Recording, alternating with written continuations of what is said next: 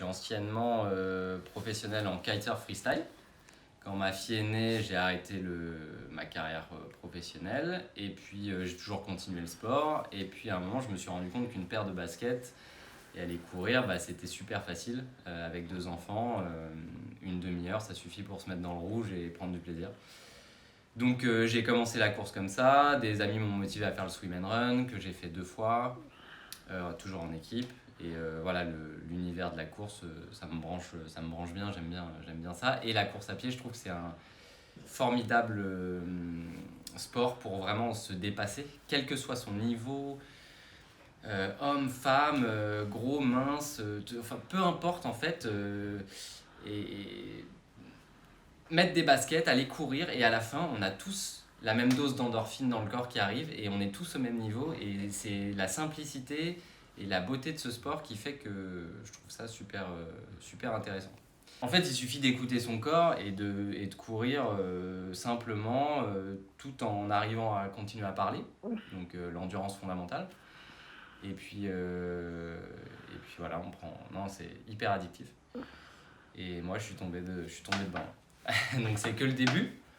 Là, le marathon, c'est vraiment la porte d'entrée vers autre chose, parce que j'ai d'autres projets derrière, sur du plus long, mais aussi du multisport, genre triathlon, mais aussi de l'ultra.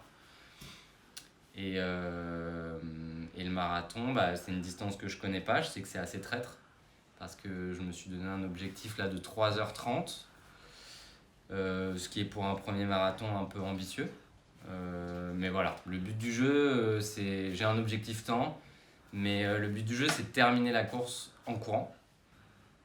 J'aimerais bien ne pas marcher, parce qu'il y a ce qu'on appelle le mur du marathon, un mur mythique autour des 30 km, qui est normalement plus un mur glucidique. Donc grosso modo, quand le corps manque de glucides, il passe sur les lipides. Et donc il coupe en fait, les glucides, on peut s'en servir pour courir assez vite. Et les lipides, courir vraiment très lentement, voire marcher. 4 à 5 fois par semaine. Et la préparation spécifique marathon, ça fait 12 semaines que je le fais. Et avec une stratégie un petit peu alimentaire et voilà, physique. Donc c'est assez bien ficelé, c'est un programme que j'ai pris par rapport à mes objectifs.